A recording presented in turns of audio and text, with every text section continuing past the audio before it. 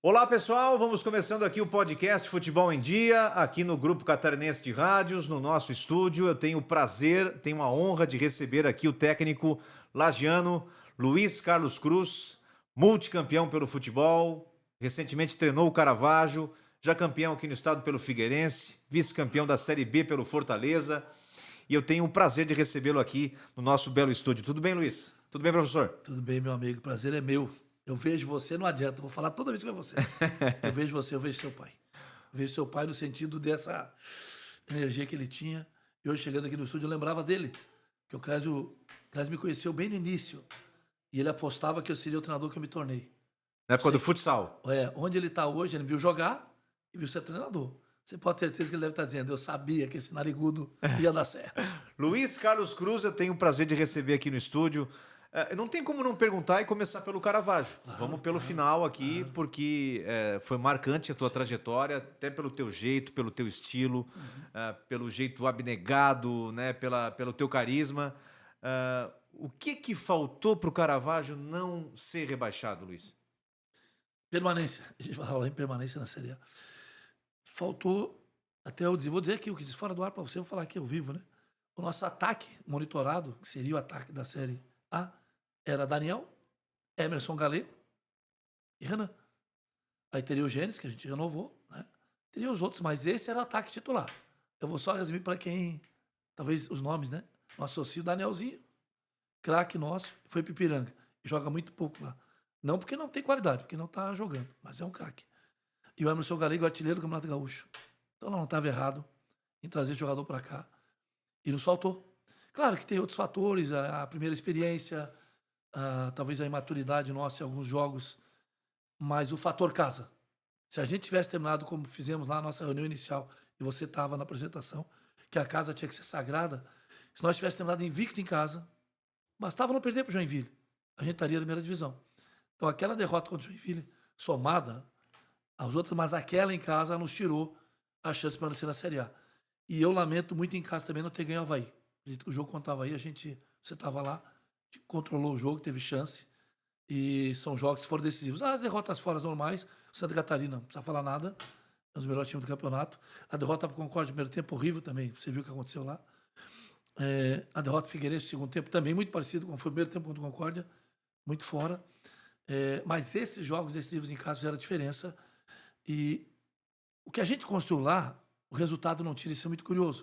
Eu acabei de vir do almoço com a direção, me deram um belo presente, com uma lembrança que eu vou levar, num quadro da equipe campeã. E eu disse isso a eles: a palavra de ordem minha é gratidão. Não tem outra palavra do que agradecer. E junto com o Fortaleza, que é o clube que me projetou nacionalmente e internacionalmente, e talvez Sergipe, onde eu tenho o primeiro título como treinador, e o Havaí, onde eu iniciei, eu acho que são os times que ficarão no meu coração. Mas o Caravaggio tem uma grande parcela, porque ali eu não fui só treinador. Ali eu fui recebido como cidadão, como amigo, e eu deixo grandes amigos. E disse hoje lá na reunião que provavelmente vou morar no Caravaggio no futuro próximo, independente de trabalhar no Caravaggio ou não, mas quero ter uma residência ali porque me apaixonei pela cidade, pela região e pelo Morro da Miséria, que não tem nada de miséria. Ô Cruz, foi o fim da linha tua no Caravaggio? Essa história pode ser reiniciada? O que vocês conversaram já? Até breve. Até breve. Eu preciso agora, e já te falei também fora do ar, de 15, 20 dias de descanso. A gente vem na batida desde o ano passado. Se eu for pegar Cascavel, vice-paranaense, né, uma toada, Dourados, vice-campeão, vim aqui campeão, acesso com o Caravaggio que ninguém imaginava. Vamos ser bem conscientes. E agora uma não permanência machuca um pouco, então tem hora de baixar a adrenalina, voltar para casa, respirar e daqui 15 dias definir o que vamos fazer. Pois é, ô Cruz, vamos falar um pouquinho da tua trajetória. Você tem uma trajetória muito bonita no futebol. Fala como é que foi essa história do futsal, como é que chegou o futebol, o Lula Pereira, o Havaí, mas teve o Figueirense. Sim. Então, fala um pouquinho desse teu começo, como é que foi a tua infância, gostava de bola, como é que foi? Lages, homem do céu. Sou lagiano. Lagiano, então, em Lages. Jogando bola nos campinhos, como você jogou. A gente ainda tinha os campinhos de futebol que jogava bola, né? Que era o grande formador dos atletas, né? No Brasil e no mundo. Nós fazíamos a diferença porque jogávamos na rua. Então desenvolvíamos algumas habilidades.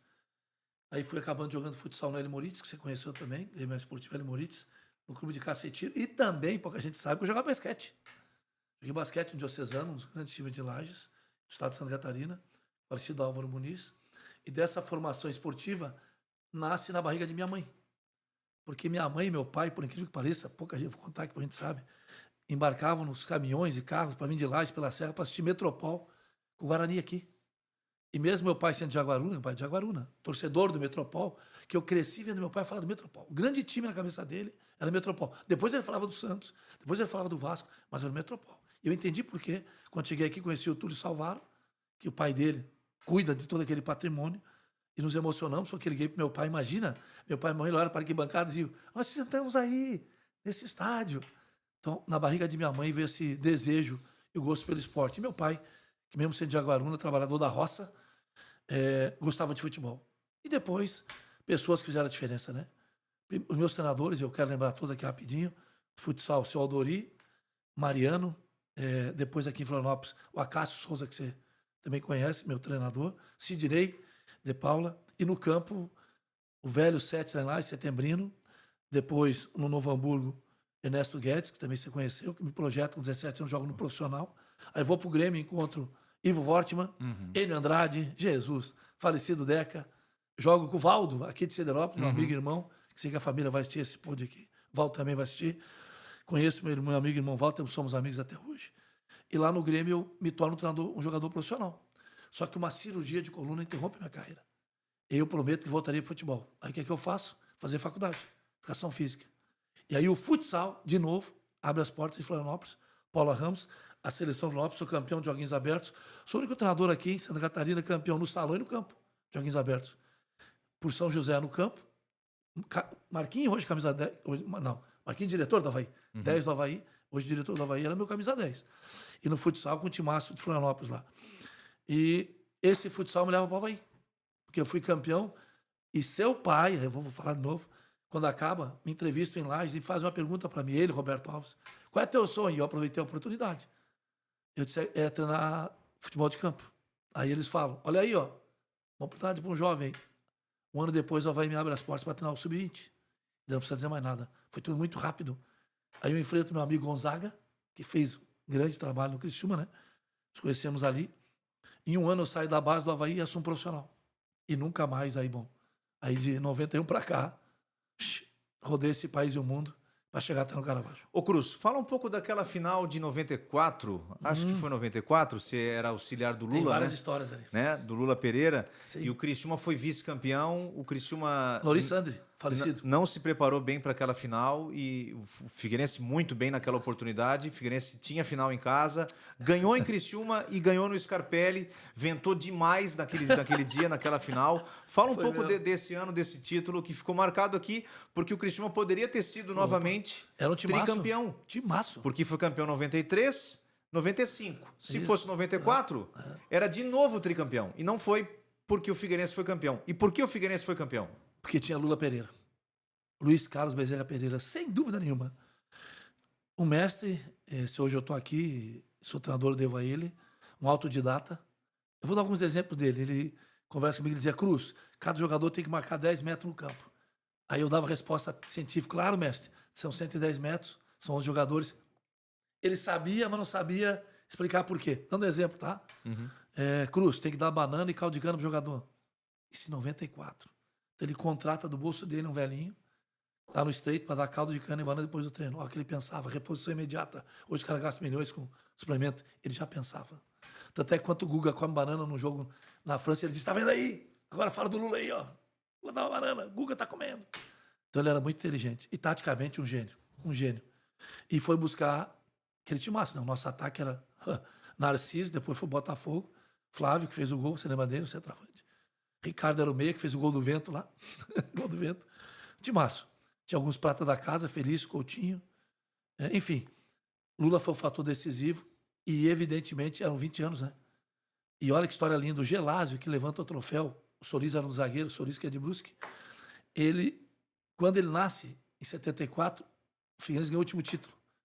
E o pai prometeu que um dia, quem sabe, o filho, uns 20 anos depois, o filho levanta a taça de campeão lá no Scarpelli. Quer dizer, nem levantamos, né, porque a torcida invadiu o campo naquele jogo. Mas fomos campeões.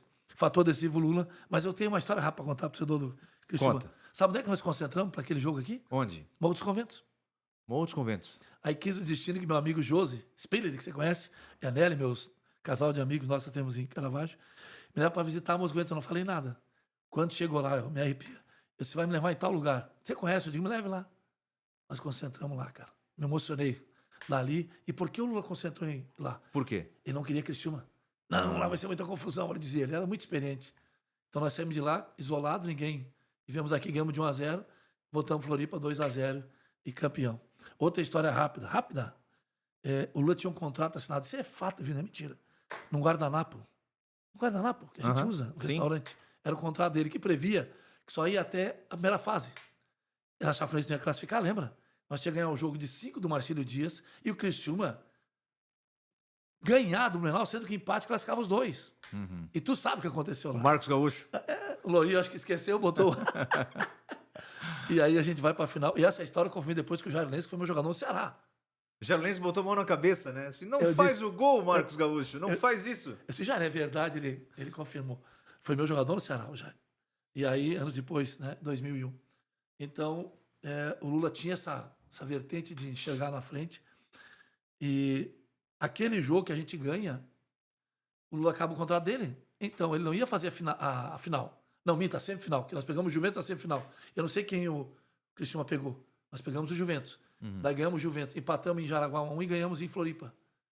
E o Criciúma não sei quem pegou. Daí passa, e eu acho que foi o Joinville. E faz a final com a gente. E quando foi para a final, o mestre, né, o Negão, disse: acabou-se, Cruz, é campeão. A palestra dele foi no Hotel Diplomata, lá do Scarpelli. Devia ter mais de 40 pessoas que ele convidou. Não tinha quem não chorou na palestra. Porque ele contou a vida dele, né? A pré-eleição? A pré-eleição. Porque ele uma vez de Olinda, num bairro pobre, eu tive o prazer de conhecer. Ele dizia: da lama, eu vim da lama, me criei. Eu entendi por quê. Bairro pobre, as casas eram na lama. Eu fui lá conhecer a história dele. Quando eu fui treinar o Náutico, aí a vida começa a te dar alguns presentes. Então aquele abençoado que hoje está no céu e que me guia é o grande responsável por aquela jornada. Ô Cruz, fala um pouco do teu estilo de ver o futebol hoje, né, com todo essa tua trajetória, toda essa tua estrada no futebol. Como é que você gosta do futebol? Você tem esquema? Você se molda pelo elenco que você tem? Você acha que o técnico ele tem que participar totalmente da montagem do elenco, ou ele é um funcionário que, olha, você tem isso, você vai ter que trabalhar com isso? Qual é a tua visão no macro do futebol? Nós temos que falar daquele Cruz, né, de 91, iniciando a carreira, vindo do futsal, e o Cruz de hoje, né? Houve um processo de evolução. Agora, eu acompanho muitos programas, eu já vi gente dizer aqui o que eu vou dizer, já vi profissionais dizer aqui. Eu dizia: que legal o que ele está dizendo. Eu vendo aqui no programa. E eu vou repetir o que eu já ouvi aqui. A gente fazia coisas já que hoje existe, que é a modernidade. Então, a gente marcava a pressão. Por exemplo, a gente chama primeira linha, segunda linha e terceira linha. Jamais na quarta. Quarta linha na frente da área. Que hoje você vê na Europa, Barcelona com o Atlético jogando praticamente atrás da quarta linha. Jamais um time nosso, eu não gosto que marque assim. Hoje eles chamam de que? Pressão alta. É só mudar o nome. E quem mudou o nome? Os portugueses. Tiveram a ousadia de uns anos atrás escreverem metodologias, botar no papel. O que eles faziam? Desenvolveram nas faculdades, nas escolas, conteúdos metodológicos, divulgaram, e por isso que eles estão ocupando espaço no mundo. Só que eles não têm a capacidade nossa, criativa, que o brasileiro tem. E nós, no que não fizemos, em escrever. Eu sou um dos poucos treinadores no Brasil que tem 2 livros publicados. Qual treinador publicar livro nesse país? Ninguém, não escreve. Precisamos escrever. Ontem o Avaí publicou uma nota dizendo que lançou seu caderno metodológico, Fabiano Pierre. Isso, escrever, botar no papel. Que jogador vai formar? No Caravaggio nós estamos nesse processo de construção. Que o Caravaggio vai ser um clube formador, já é revelador, e vai ser ao longo dos anos. Isso é um fator. Segundo, a característica da escola brasileira. Eu sempre trabalho como treinador brasileiro. Meus conceitos não são europeus. Em 2000, a gente sobe o Figueirense da Série B da C para B. Você deve lembrar daquela campanha. Não sei quantos anos você tinha. O Criciúma estava jogando a Copa João Avelange. A gente sobe e eu vou para a Espanha. Ganhei 1 mês de estágio. 1 mês, em 2000. O que eu fiz naquele mês? Quem estava bancando a minha viagem pediu uma coisa só, que eu pudesse levar minha esposa. Como eu casei muito pobre, ali foi a nossa lua de mel. Eu estagiava durante o dia e passeava. Olha os clubes que eu estive, ano 2000, fazendo o que eles chamam hoje de ano sabático. Na ordem, tá? Saragoça, Espanhol, Barcelona e Real Madrid. Ano 2000 eu estive nesses 4 clubes estagiando. Conversava com os treinadores, conversava com os jogadores e dizia: eu trabalho aqui, agora vocês não trabalham no Brasil. Treinador daquele lá fazer o que a gente faz aqui, faz nada. E vi muita coisa que eu gostei, mas muita coisa que eu não gostei. O que você não gostou lá? O jogo de posse de bola sem verticalidade, os treinos, a metodologia diária de treinamento, muito rondo, muito rondo, muito rondo, muito rondo. E isso é uma coisa que impregnou no Brasil. Então você vê muito jogo lateralizado, sem profundidade. E qual é a característica do jogo brasileiro, homem? É o individualismo, o partir para cima, né? Eu vi ontem Barcelona e Atlético de Madrid. Quem fez a diferença? Rafinha de um lado, Yamal no outro, driblam. E o que entrou no Atlético de Madrid, que jogava no City, esqueci o nome brasileiro agora, pontinha esquerda, que dá o passe pro quarto gol. Quem fazia a diferença no Caravaggio? Renan que dribla, Daniel que dribla. Essa é a nossa escola, que nós não podemos abrir mão. Nós podemos ver conceitos táticos, não tem problema, de marcação, de compactação, mas não deixar de jogar da qualidade técnica. Então, isso é um fator. Outro fator que eu quero falar da importância que eu penso que é o futebol, é que você não pode ter sistema pré-concebido. Porque você depende do atleta que você tem. Eu tive sucesso em Fortaleza Cinema jogando com 3 zagueiros, mas, poxa, eu tinha Ronaldo Angelim, Erandinho, volante e Marcão, pô. 3 zagueiros que jogavam com a qualidade. O Zé tá começando a pensar isso no Criciúma. Sim. E, coincidência ou não, foi depois da derrota do Caravaggio que o Caravaggio jogou com 3 zagueiros aquele dia. Você lembra? Né? Ele tá tentando ter uma ideia de construção de jogo numa linha de 3, e ele tem jogadores móveis, né? No meio campo, laterais que são, pelo amor de Deus, né? São alas, né? Meu Deus do céu, né? Os alas do Criciúma. Né? Então ele está tentando essa ideia. E o último aspecto, eu levei muita coisa da minha formação esportiva do basquete do salão para o campo. O que você levou do basquete? Corta-luz, finta, tempo de passe, reação, tomada de decisão, ataque nos espaços, né? O salão você tem que fazer. O basquete também, cada vez mais se desenvolve. Eu assisto NBA direto, né? Gosto. O meu time, o Golden State Warriors, está brigando pela... Tem um brasileiro lá, o Gui Santos, e tem o nosso craque, Steph Curry, que é o Renan, que é o Pelé, que é o cara que é o diferente. É o diferente. Isso. Aí, fechando. Nós, brasileiros, somos diferentes. Por isso que eles pagam milhões para levar os nossos meninos. E por isso, talvez, o Avaí deve estar levando o Renan agora, provavelmente, porque é diferente. Lembrei o nome, Savinho. Savinho. Que também é um jogador de lado e que dribla.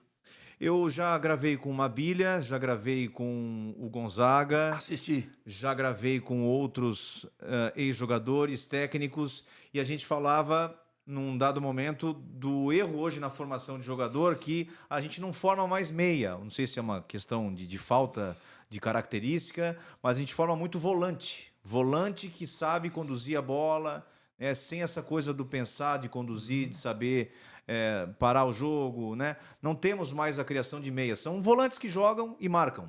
Você acha que há um erro e há uma cópia exagerada do que é feito na Europa e por isso também o Brasil está se perdendo nesse processo de formação? Você vê dessa forma ou não? Não.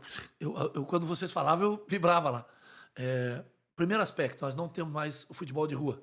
Esse que eu joguei, que você jogou e que o Gonzaga também, nossa geração jogou. Acabou o futebol de rua. Hoje o menino brasileiro joga futsal, que sempre jogou, que é uma ótima formação. Eu defendo enquanto tese universitária, pedagógica, que até 14 anos o menino transite no salão, não faça campo, e depois ele migre naturalmente uma transição para o campo. E sem definição de posição até 17, 18 anos.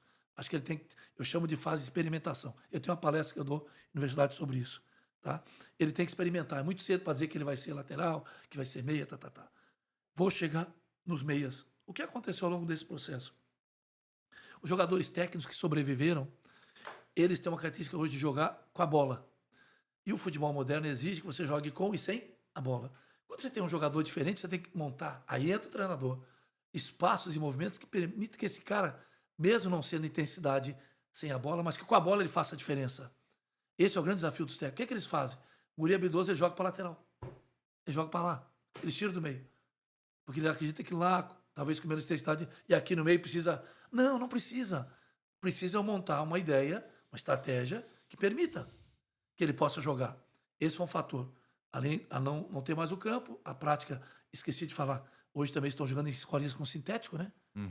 Que é outra ideia, que é outra formação. E o principal que eu vou falar aqui, que eu sei que o Gonzaga falou e eu vibrei, alguns falaram, se parou de fazer treino técnico.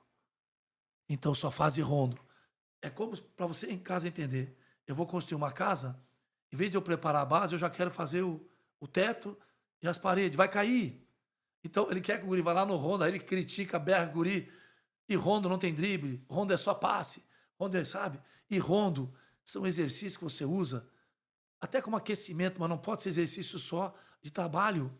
Estão confundindo as coisas, usam a parte técnica e tática nesses rondos.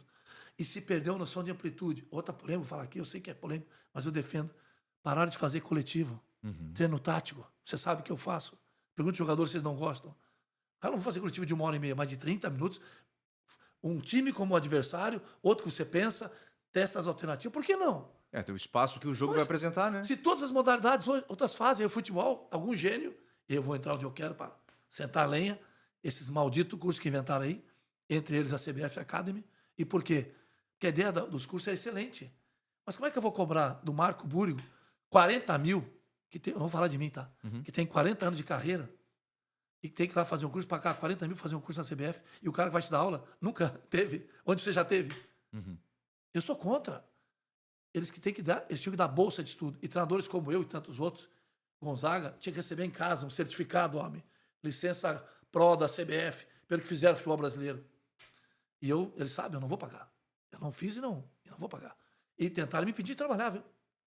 Mas eles esqueceram que eu tenho formação em educação física e que a lei que regulamenta a profissão nesse país ainda passa por nós, profissionais. Então eles não puderam me pedir. Mas teve estado que quase me pediram de treinar porque não tinha o curso de licença. Aí eu tive que entrar através do CREF, nosso CREF 3, que é um CREF muito atuante. E aí estou trabalhando até hoje e vou trabalhar sem esse bendito licença. E já fui para fora do Brasil, trabalhei sem essa licença. A licença é ruim? Não. Estudar é ruim? Não. Mas não dessa forma.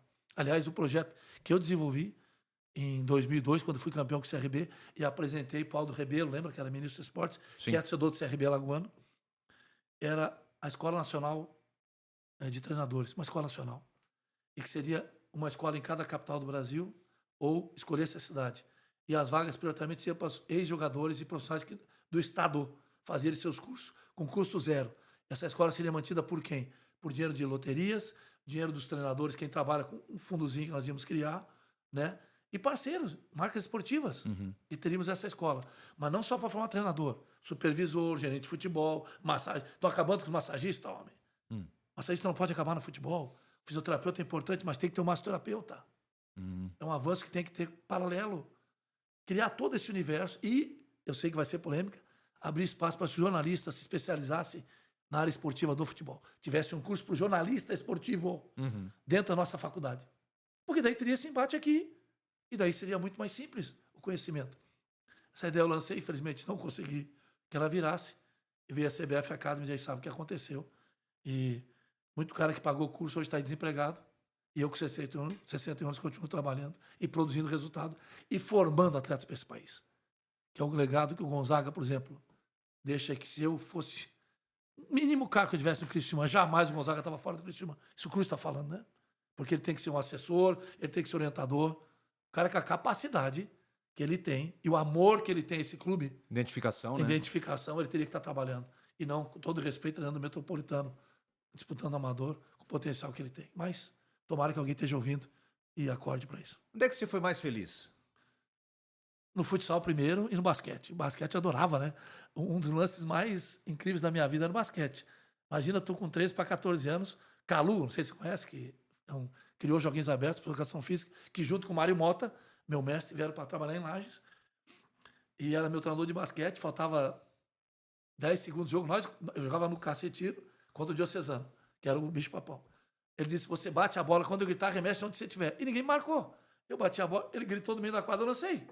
Eu não me lembro de mais nada, que pularam em cima de mim, eu não vi nem a bola cair. Essa cesta, ela cai, dá a vitória, e ela me rende uma bolsa de estudo no ano seguinte, no Diocesano, uma escola dos magnatas, que eu não venho dessa classe A, e eu vou estudar no Diocesano por causa do futebol, por causa do basquete. É um dos fatos. E depois o futebol, podia contar N histórias, mas o futsal me deu a formação, tanto como atleta e depois como treinador. E no campo, o primeiro título assim importante, eu ganhei com o Lula em 94 e tal, mas em 99 eu assumo o Sergipe, né? Como treinador, junto com o Sérgio Dória, meu compadre. Sim, teu eterno meu parceiro. Braço direito e esquerdo. E a gente leva o São Sergipe. 25 anos juntos. Né? Campeão, ganhando 3 turnos. E tu acredita que ainda fizeram a final? Contra o Confiança. Tiveram que ganhar a quarta. E no campo deles, Sabino Ribeiro, e ganhamos de 4-1. Ô Cruz, onde é que você foi mais feliz? O futebol, o futsal, o basquete, onde é que você foi mais feliz? Futsal e basquete primeiro. Que eu começo em Lages e no basquete é um jogo rápido. Eu faço uma cesta no meio da quadra com o Diocesano, eu nem vi a bola entrar.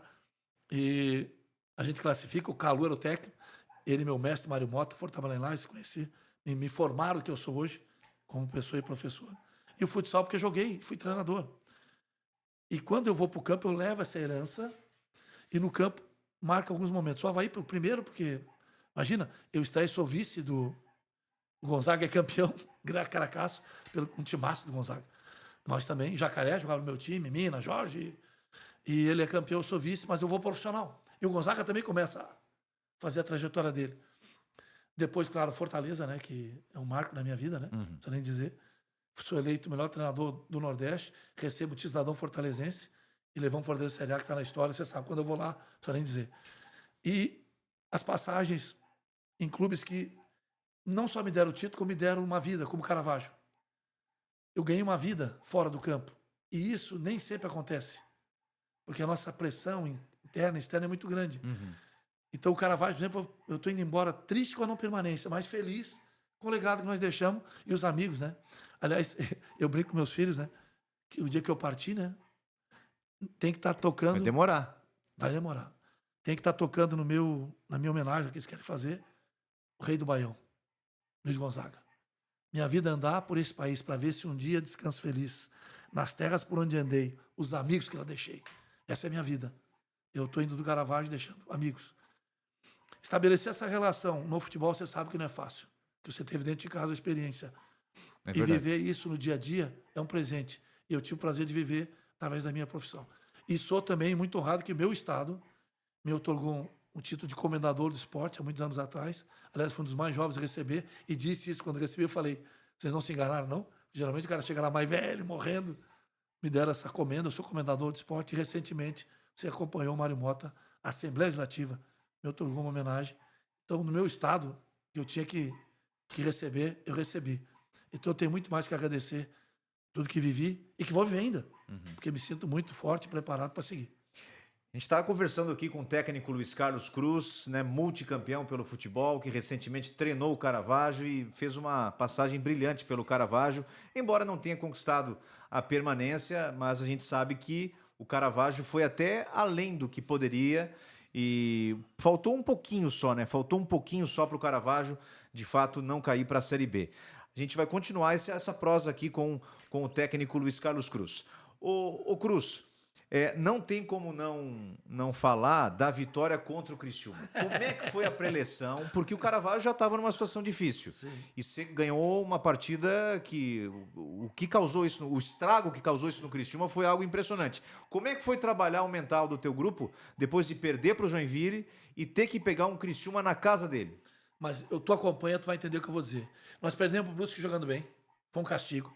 Perdemos o Joinville o segundo tempo jogando muito e perdemos. E se tu... Por que houve uma comoção geral da minha comissão técnica? Choraram. Porque eu dizia, quando começou pelos meus filhos, que é mais sagrado, o jogo para a gente vencer, e se a diferença na competição é contra o Criciúma e o Libertadores, eu tinha no meu coração. Talvez pela minha história, com o Criciúma, de ganhar, perder, enfrentamentos, né? Eu tinha uma certeza, cara, não me pergunte por quê, que a gente poderia ganhar ali. Tanto é que eu falei num colega seu esses dias, que para nós não foi surpresa, quase me pularam.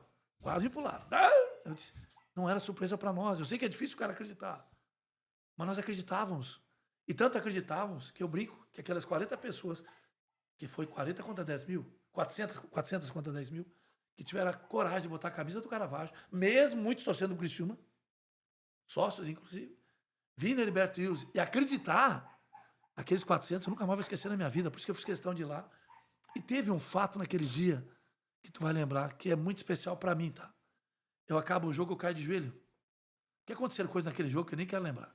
Substituição errada, eu tenho que fazer troca que eu não queria, expulsão indevida. Cara, era para dar tudo errado. Aí... Fizeram a forcinha pro Criciúma empatar, né? Meu Deus, ó. Aí eu caio de joelho, agradecendo a Deus, chorando, e eu escuto aplauso. Nunca eu ia imaginar que era torcida do Criciúma, que eu nunca fui aplaudido ali. Foi a primeira vez. Pelo contrário, né? Nossa Naquela Senhora. final de 2002, Nossa né? Então foi a primeira vez, cara, que a torcida do Criciúma reconheceu o nosso trabalho. Eu sei que ele sabe que eu sempre fui um rival duro, combativo, que se um dia eu treinar o Cristiano, eu vou ser, né? Contra quem for, onde eu tiver, eu vou dar vida como eu dou. Mas eu sei que como nós tivemos confrontos decisivos de ganhar e perder, tinha muita história ali. Uhum. E aí, quando eles aplaudiram, eu chorei. E eu pedi, esse está guardado, várias pessoas gravaram, eu pedi que mandasse. Eu olhar para as pessoas, parabéns, poxa. Daí quando eu vou na nossa torcida lá, aí foi o pico da emoção, porque eu olhava para as pessoas, eles acreditando que aquilo era possível. Porque humanamente talvez não fosse. Humanamente. Mas tem coisas que vão além do futebol. E porque eu tinha essa certeza no meu coração, talvez a minha experiência e os confrontos que eu tinha tido com o Criciúma, né? E também eu considerava que o Criciúma uma hora ia ter que fazer uma escolha de poupar ou de se cuidar. E chega uma hora, quando é que ele faz isso? Porque ele dá um bombardeio. Os primeiros 25 minutos, meu Deus do céu. Foi. Aí ele faz o gol aos 26. Ele relaxa. Aí você tira o esquema com 3 Aí, zagueiros. ó, aí a gente muda. Adianta o Gessé. E daí, nosso time também relaxa. E começa a entender que dá para jogar. Solta, né? Aí, eu já disse, não acha um gol, faz um belo gol, que é um golaço, o primeiro gol. Tem a chance de virar. Vai para o intervalo, o Criciúma sob pressão, a gente quase vira. Daí volta para o segundo tempo, aí vira um jogo de trocação, porque o Criciúma tinha obrigação. E daí eu disse, nós vamos ter o espaço. Tanto é que se você pegasse intervalo, eu disse, nós temos condição de vencer. Eu gritei, vencer aqui. O dirigente olhava, se empatar já estava bom, né? Eu queria vencer. E a gente venceu. E assim, vai passar 100 anos, vai estar outras pessoas aqui, e aqueles 400 netos daqueles, filhos daqueles, vão dizer, acredite, Caravaggio, e eu vou dizer algo aqui, que eu profetize. Talvez seja o único time que ganhou o Criciúma no Heriberto Wilson esse ano. Seja o Caravaggio. Que o Zé vai ajeitar. O time já ajeitou, ele vai dar certo aqui. Esse time não perde mais em casa. Ô Cruz, por que você é tão amado lá em Fortaleza, hein? Porque você viu que eu fiz no Caravaggio de envolvimento, né, da comunidade, né? Eu chego no Fortaleza numa situação muito triste, pessoal, profissional. Lembra 2001 que eu estava no Ceará? Não sei se tu lembra. É que eu falo, não sei quantos anos você tinha. 2001 eu estava no Ceará. E o Ceará, quando eu chego no Ceará, eu saio do Sergipe. Fizemos 7-0 no Ceará. Uhum. Então o apelido era 7 Jeep. O Sergipe fez 7-0 no Ceará na Copa Nordeste. O Ceará me contrata junto com o Sérgio e vamos pro Ceará. Uhum. Eu chego lá, sabe quem é que tinha lá? De jogador. O ataque que eu montei lá, eles dizem que é o maior da história do Ceará. Yarley, Sérgio Alves e Mota. Mota depois campeão Cruzeiro. Sérgio Alves, você sabe quem é. E Yarley, precisa dizer, campeão mundial com o Inter. E eu coloco o Yarley nessa função aqui, ó, de enganche. Não de atacante. Eu trago ele pra cá com Mota e Sérgio. E monto uma linha com 3 zagueiros. Lembra do França do Vasco? Uhum. Era um dos meus volantes. E o Ender, outro volante. Um de lá. Eu monto um time 3-4-3. Esse time começa... Só que eu cheguei, eles estavam pra cair, ó. A gente classifica e perde o mata-mata pro Avaí. Ora, eu tô com o meu amigo mestre Lula Pereira, lamentando não ter subido. Toca meu telefone 11h30 da noite, a direita do Ceará marca uma reunião comigo. Eu, Sérgio Dória, meia-noite. E o Lula mesmo falou assim, não vá. Lula, não vá. Não é hora de conversar com ninguém. Mas eu, inocentão, né? E nesse momento eu tinha perdido a minha sogra. E eu queria trazer minha família para Fortaleza. Eu vou lá na sede do Ceará, eles renovam meu contrato. E eu renovei sem pensar. Por que o Lula vai me segurar? Porque eu ia receber a proposta que era lugar, homem. Eu renovei com o Ceará naquela noite. Uhum. Puta, eu renovei, trouxe a minha família. Começo a trabalhar pré-temporada, estreio na Copa Nordeste, primeiro dia de aula dos meus filhos. Eu empato com a América no domingo, na segunda-feira, o que eles fazem? Me demite, homem. É? Imagine eu. Aí eu vou buscar o Vitor na escola, a Maria Luísa, o Vitor vem, pai, passei no teste, vou jogar futsal. E a minha mulher escutando de lá, que eu tinha sido demitido em casa, no apartamento, que tinha sido demitido. Eu levei a família para lá, homem. Aquele dia eu pensei em parar com a carreira. Daí o Vitor, com a sabedoria que ele tem desde pequeno, disse, não, senhor, pai, você chegou, Deus abriu uma porta. Aí Deus me abre uma porta, União São João, na Série B, de Araras. Aí eu vou e digo, deixei eles para terminar o bimestre escolar, Fortaleza, e eu vou. Para eles ir depois. Daí eu vou e digo pro presidente do União São João, se um time da Série A me procurar, só me libera. Série A, libero. Só a Série A. Aí eu vou. Chego no União São João, começamos a trabalhar, recuperar. O Botafogo estava na Série B com o Levi Coupe. Uhum. Começa a trabalhar bem e tal. E o Ceará, pau.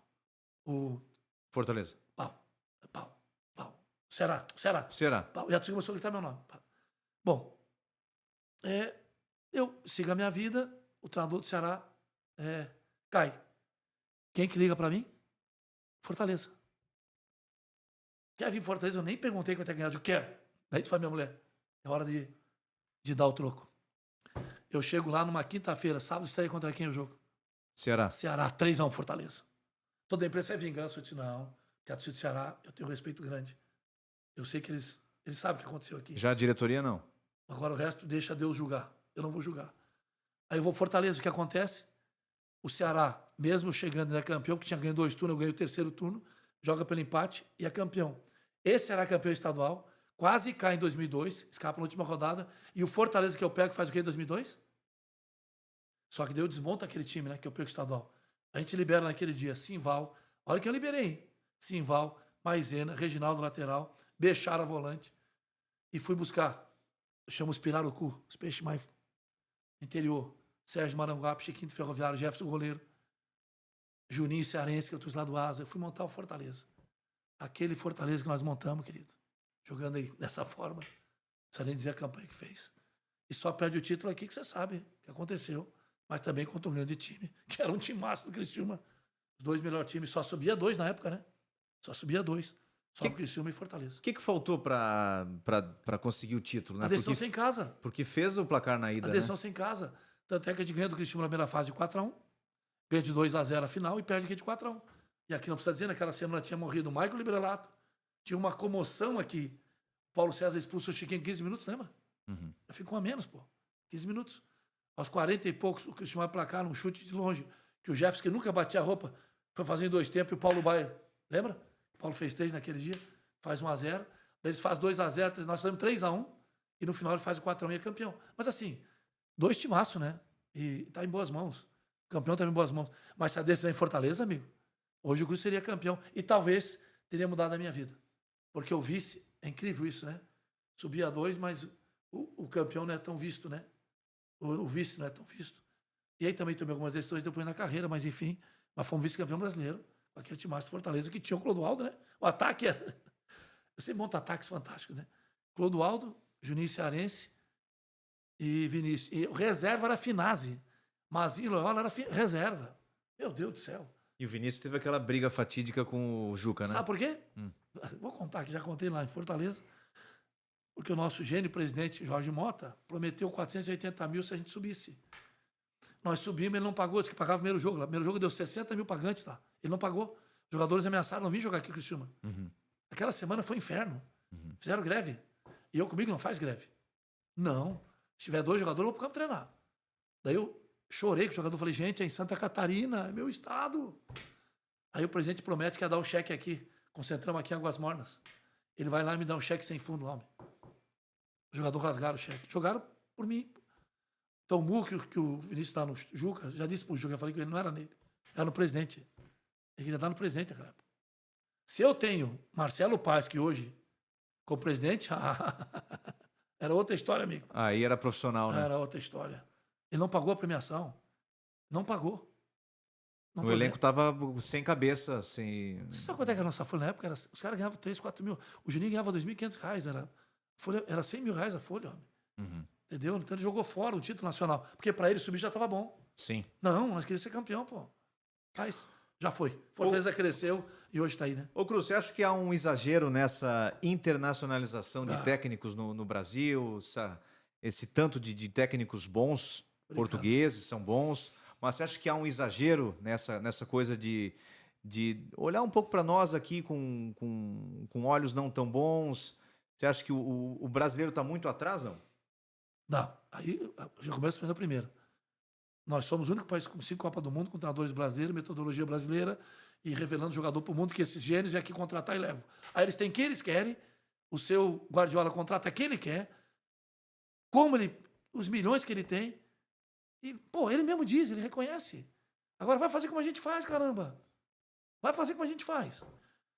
O mais grave deles estar chegando aqui não é a presença deles aqui, que ela é salutar por várias coisas, troca de experiência, mas é a metodologia, e aí eu vou usar o termo que eu uso nas palestras da universidade, a europeização do futebol brasileiro. Isso é gravíssimo, porque as escolinhas estão tirando o drible, as escolinhas estão fazendo rondo, você vai na escolinha ver o treinador de base para a criança. Passa a bola. Temporiza. Meu Deus, o guri deve olhar pro relógio e pensar que é para marcar o tempo. Não posso Uma ficar 5 criança. segundos com a bola. Ah, pô, e se dá um drible, para o treino. Para. Ei, você não viu que tinha um livre ali? Você imagina eu tirar do Renan o que ele tem? Tá louco, cara. Deixa ele. Agora ensine ele que em alguns momentos ele vai tocar, vai passar. Mas não tire isso dele. E isso só o Brasil tem. Só para você ter ideia, se a gente pegar no mundo o Lamine Yamal, que é um imigrante, que surgiu, mas ele é imigrante. Então ele é espanhol, mas ele é imigrante. Então ele carrega uma história negra, africana, né? De criatividade, de caça, de subir, motricidade plena, né? Dos ancestrais dele. É o cara que dribla. Do outro lado tem aqui Rafinha. Neymar é útil, talvez dos moicanos, né? Vini Júnior. Vini dá um drible em velocidade, né? Já é outra característica. Mas dribla. Se nós não retomarmos isso, sabe o que vai acontecer? E nós vamos estar vivos para ver. As próximas seleções brasileiras você não vai aguentar ver jogar. Nós vamos perder o nosso talento cada vez mais cedo, porque não é só a chegada deles, está chegando o dinheiro agora. No Nordeste está gravíssimo. Hoje o City comanda o Bahia. Você acha que a metodologia do City é voltada para eles ou para o Brasil? É para eles, cara. Você acha que o Barra, que com todo o investimento que tem, está lamentando, e tem que lamentar, porque ficou fora. E ali aconteceu um troço curioso, né? O treinador do Barra estava no Marcílio. E sai para ir pro Barra. Sim. O Marcílio, se ele classifica, e ele com o Barra não classifica. O Eduardo. Ele deve estar pensando sobre isso, né? Ele vai refletir sobre isso, né? Não pensa que eu não recebi convite para sair aqui no meio do campeonato aqui. Para Cruz, inclusive, eu não fui. Eu respeito o que ele fez, mas eu achava que não era o momento. Aliás, tinha que ter uma lei que dentro do campeonato... Não pode ter troca. Claro que não. Pô, como é que eu saio do Criciúma, vou dirigir o Caravaggio no meio do campeonato? No mesmo campeonato, não faz sentido, né? Agora, depois, não. Uma outra competição, mas no mesmo, não. Pô, é antiética, é anti-tudo. E outra, vai dizer para mim que você beijava a camisa, dava vida, eu vou chegar no clube e fazer... Ah, para, aí tem um monte de personagens aí fazendo aí, né? Sim. Então, metodologia, irmão. Nós temos que controlar isso, voltar à nossa escola de formação brasileira, mesmo com os estrangeiros aqui. Eu vou contar uma piada, essa eu vou contar em primeira mão. Eu conto nas rodas, nas resenhas, lá no Sucataço. Eu conto essa resenha. Quando o Jorge Jesus vem no Brasil, vem numa caravela. Isso é uma piada que eu estou contando, tá, gente? Ele vem numa caravela, desembarca no Rio de Janeiro. Aí tá os índios rubro-negros na beira da praia, dançando. Aí desce o Jorge Jesus. Aí começa o Jesus, ele, calma, Patrícios, não é Jesus, é Jorge Jesus, que eles achavam que era Jesus Cristo que estava chegando. Aí ele diz, trouxe para vocês um presente, português. Aí ele abre o baú. Sabe o que tinha dentro do baú? Futebol brasileiro. Ele recuperou. Maluco, olha, me arrepia. É isso que ele fez, homem. Ele recuperou. Ele jogava, ele não fez nada diferente. Isso que ele fez. O que ele fez em 2019 foi recuperar um pouco do futebol brasileiro. Não era lindo ver o Flamengo jogar? Não te lembrava? Sim. De 82, seleção. 70. Eu falo, tô arrepiado, homem. Aí você chega agora, o que eles fazem? Não, Patrício, tem aqui agora, tem que ser assim, hein? Tem que ser assim, tem que ser assado. Porque tática, porque não sei o quê. Você quer me deixar louco? É um jogador brasileiro que trabalhou comigo, qualquer outro treinador bom. Nós temos muitos no Brasil. E vai para a Europa e diz, agora aprendi tática. Para dormir, vinagre. A gente ensina aqui. Agora, o problema é que lá eles cobram e exigem muito mais tática. Aqui a gente deixa uma liberdade para ele. Passa a parte tática, mas... E tenta salvar o craque. A gente monta sistemas para salvar o craque. Como é que a gente fez ano passado o Danielzinho? O Danielzinho acompanhava a lateral? Não. Como é que vontade o Daniel acompanhar a lateral, homem? Isso era meu escape. O Renan esse ano. Dificilmente, entendeu? Não. Ele faz a diferença. Deixa ele lá. Então, esses encaixes... E assim, nós falamos dos treinadores brasileiros e das treinadoras também tem que falar. Porque nós temos grandes treinadores. E o que esse rapaz está fazendo na seleção feminina é algo... Ele recuperou na seleção feminina, depois daquela gênia que passou aqui, que passeou, tocou violão, ganhou dinheiro, a pia e foi embora, deixou um péssimo legado. Assume o treinador brasileiro, corrige a seleção e agora nós temos chance de ganhar a Copa do Mundo com as meninas. Tanto o feminino quanto o Brasil, o feminino já resgatou. E eu torço que meu amigo irmão Dorival, que ele vai ver isso aqui, mandar para ele, que você, irmão, vai conseguir resgatar isso na nossa seleção de novo, a escola brasileira, como o Tite tentou fazer. Pena que o Tite perdeu em 2 Copas a chance de ganhar a Copa do Mundo. Porque ele também, eu sei que ele tentava. Está na tua mão, Dorival, de resgatar e mostrar para esse modismo, que está demais, que nós temos competência assim para fazer trabalho e fazer resultado, tanto a nível local quanto mundial. Você acha que o Brasil, claro, o Dorival, a gente torce muito por ele, até por ser um muito identificado com o Figueirense, com as coisas daqui, enfim, treinou o Criciúma brevemente, mas passou por aqui. Saiu para ir para o Juventude na época. Você acha que o Brasil um dia vai voltar a ser campeão do mundo? Com o Dorival. Já disse isso a ele. Agora já? Com o Dorival. Porque vamos só fazer um exercício aqui, você. Mas não está demorando essa evolução? Ele pegou um. Cara, vamos pegar o pós-Tite que fizeram, acabaram com o trabalho. O Tite e o Kleber, a geração, deixaram uma seleção montada. Mas daí o que eles fizeram? Primeiro botaram. Acharam que estava tudo errado e desmontaram. E primeiro botou um que não era treinador, com todo respeito, botaram o Ramon. Não é treinador. Depois botaram o Diniz, que dentro da nossa escola é o menos brasileiro de todos, cara. É o menos brasileiro. Eu acho que o Diniz, quando chega no espelho, eu vou dizer isso aqui, chegar nele, ele vai perguntar: o que você quer, Diniz? A imagem dele. Fala pra mim. Porque é difícil entender o que ele quer enquanto conceito de jogo. E aí vocês ficam criando um modismo. Não tem nada. Não tem nada. Ele trabalha uma linha de saída de salão, saída de futsal, pô. Toquezinho curto, jogo né? de apoio. Mas cadê o jogo vertical? Cadê? Aí ele ganhou a Libertadores, amém. Tudo bem. Mas pega os trabalhos dele sequenciais. Aí ele vai pra seleção e aí que detona, né?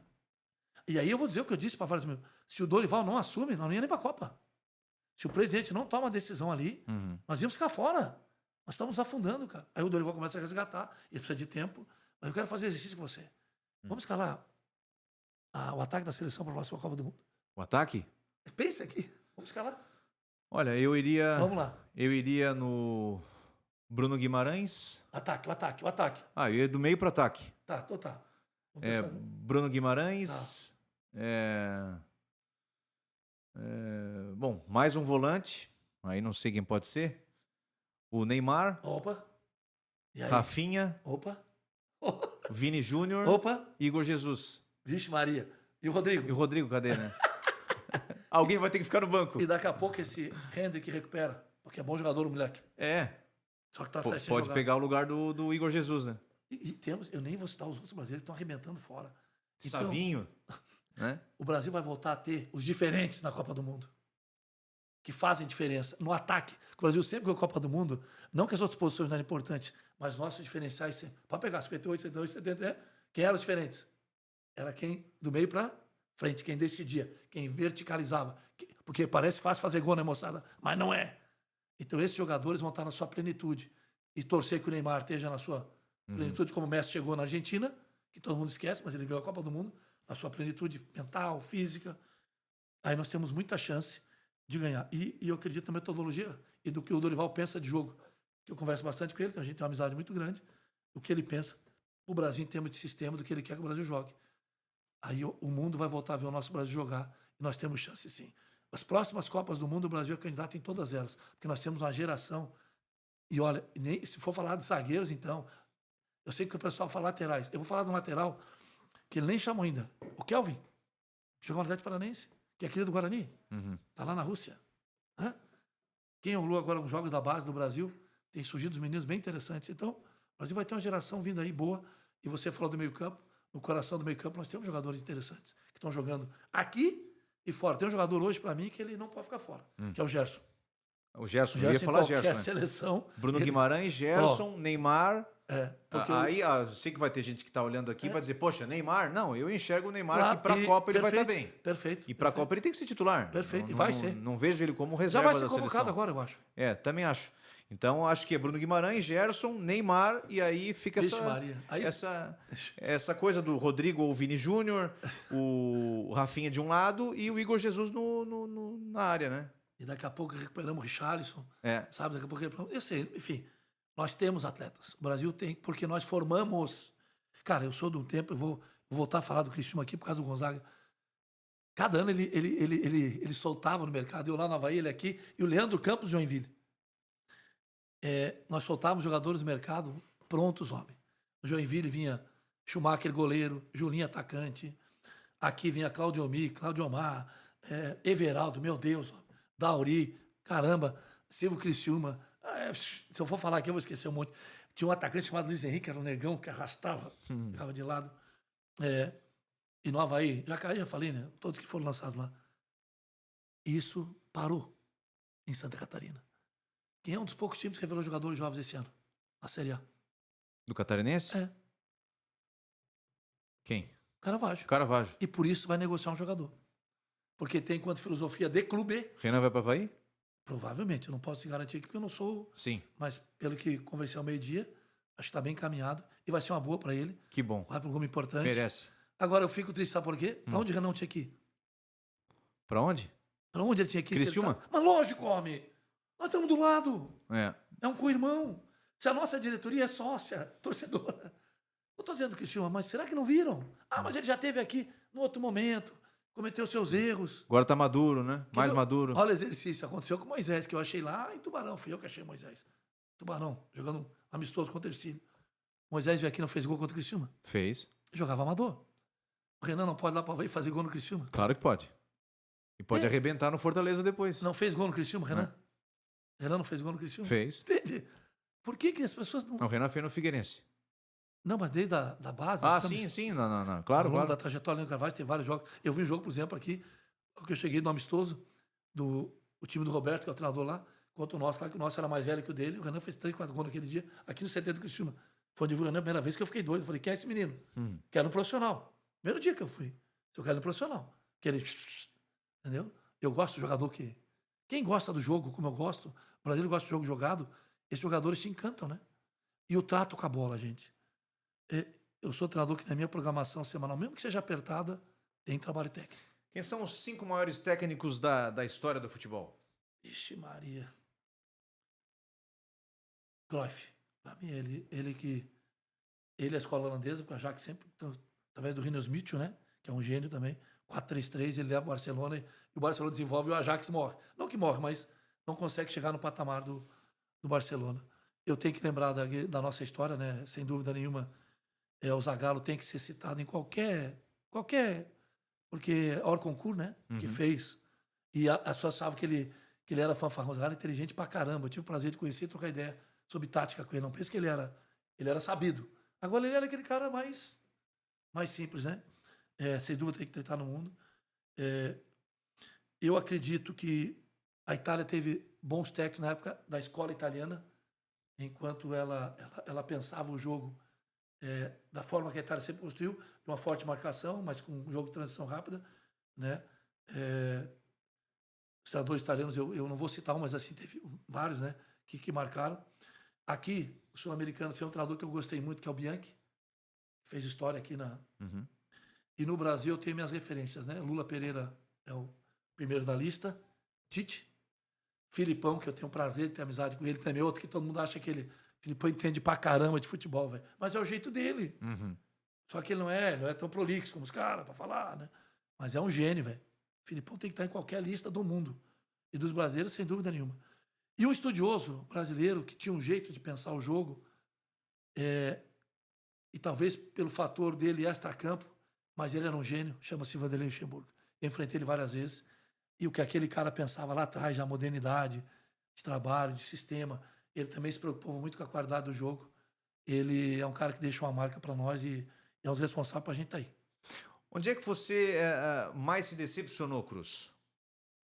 Foi essa tua passagem pelo Ceará? A demissão no Ceará. Pô, foi? Primeiro dia de aula dos meus filhos, né, cara? Tu pega um time que tá Foi pesado, né? Imagina, se põe no meu lugar. E daí a minha volta, né? Porque daí eu não volto pro Ceará, eu volto pro Fortaleza. E daí subo Fortaleza pra Série A. Então imagina o que causou isso na torcida do Ceará, porque se eu ficar no Ceará, talvez a gente tinha subido naquele ano, né? Sim. Ali foi uma grande decepção. Muito dura. Só recupera, foi um jogo só e a tua demissão? Cara, nós estreamos na Copa Nordeste, empatamos com a América 1. Segunda-feira, eu não posso contar o que aconteceu, mas um gênio lá, um empresário que ia entrar no Ceará, queria botar jogador. Tipo, tinha que botar e jogar. E comigo não tem isso aí. Não tem. Eu posso estar num clube que você seja investidor, não tem problema nenhum. Agora tem que jogar o melhor, né, velho? Óbvio. Eu tô num clube e tem um empresário que não botou, mas botou lá o dinheiro no clube. Ele não vai escalar o time. Então não precisa ter treinador. Eu enfrentei na minha carreira algumas situações bem pontuais sobre isso. A primeira foi no Avaí, viu? Isso eu vou contar aqui, bem interessante. Eu assumo um profissional do Avaí, muito jovem, 27 anos, e vou jogar um clássico. Eu não vou citar um nome presente aqui, que já falecido. Eu termino o treino sábado, como sempre fiz. Faço um tático, 2 toques, tá tudo pronto, vamos embora. Quando eu tô saindo da sala, o supervisor, o João Carlos Marreco, vem com o papelzinho para entregar. O presidente mandou entregar para você um papel. Mas só abre em casa. Eu Olhei. Quando abri, o que era? Escalação. A escalação. E ainda tinha 12. Ainda tinha 12. Errou. Aí eu olho, eu peguei quem? Eu disse, presidente, tá aí? Não, caramba, peguei, entrei na sala. Presidente, foi o senhor que escreveu, presidente? Foi o senhor? Não, foi o senhor. Então, papel, só que tem 12, presidente. Pode escalar o time, pode dirigir o time amanhã. Eu tô indo embora. Fui pra casa. Eles acharam que eu tava blefando, imagina eu começando a carreira. Cheguei em casa, minha mulher apavorada aí, estourou na imprensa, né? Uhum. Aí eles foram lá, a diretoria lá em casa. Pediram 300 desculpas. Eu digo, se eu comandar, eu volto. É como eu quero. E a minha comissão. O senhor pode até me perguntar, porque a diretoria tem o direito de perguntar. Claro. Eu tenho o dever de responder. Mas se me contratou, pô, a hora que não concordar... Tem que ter liberdade para trabalhar. E a hora que não concordar, tira. Claro. Mas não faz isso. Né? Essa foi uma única vez. E outra vez foi recentemente também num time agora que fui vice-campeão. Que eu saí até nem fui à final por causa disso. Que no intervalo, o presidente quis falar umas coisas lá pro vestiário. Eu falei, aqui no vestiário não. Lá fora, aqui é sagrado, aqui é nosso. E daí ele me tirou da final e perdeu o título. Se eu fico, a gente era campeão. Ele sabe onde foi.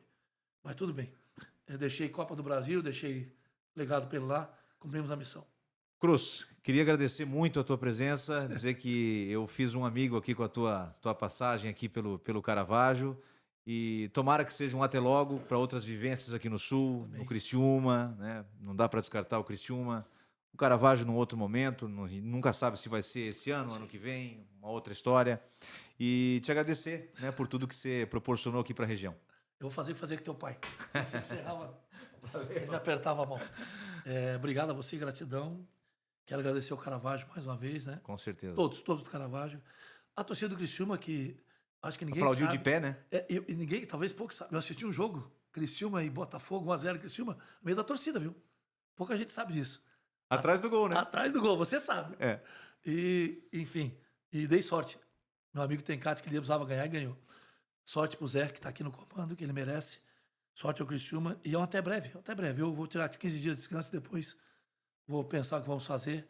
Eu e o José Neto, que cuida da minha carreira, e vamos decidir pelo melhor. Boa sorte, sucesso. Um abraço, querido. E, ó, sucesso também para você, que eu te acompanho na tua vida profissional e pessoal. Obrigado ao Luiz Carlos Cruz, técnico de futebol profissional, ex-técnico do Caravaggio agora, do Fortaleza, do Avaí, do Figueirense, de tantos outros clubes, multicampeão no Paraná, enfim. Nosso Luiz Carlos Cruz, o nosso convidado. Gente, voltamos na semana que vem, sempre com um convidado aqui que faz parte do mundo do futebol, nosso podcast Futebol em Dia. Um abraço e até a próxima.